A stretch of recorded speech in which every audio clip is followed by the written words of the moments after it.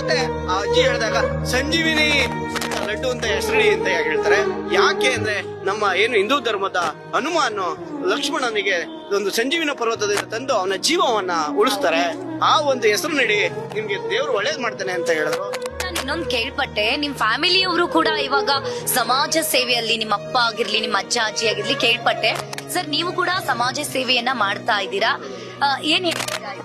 ನಮ್ಮ ಮುತ್ತಾತ civil engineer ಆಗಿದ್ರು. ಮತ್ತೆ ನಾವೊಂದಷ್ಟು ದೇವಸ್ಥಾನಗಳನ್ನ ಕಟ್ಟಿದೀವಿ, ಸಾವಿರಾರು ಕುಟುಂಬಗಳಿಗೆ ದೇವ್ರನ್ನ ಭಕ್ತಿಯಾಗಿ ಮಾಡಿದೀವಿ.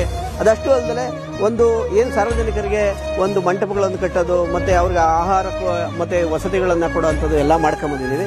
ಇತ್ತೀಚಿನ ದಿನಗಳಲ್ಲಿ ಅವೆಲ್ಲ ದೇವರು ಎಲ್ಲರಿಗೂ ಕೊಟ್ಟಿದ್ದಾನೆ. ಹಿಂದಿನ ಕಾಲದಲ್ಲಿ ಅನ್ನಕ್ಕಾಗಿ ಆಹಾಕಾರ ಇತ್ತು, ಇವತ್ತು ಎಲ್ರಿಗೂ ಆರೋಗ್ಯಕ್ಕಾಗಿ ಆಹಾಕಾರವಿದೆ.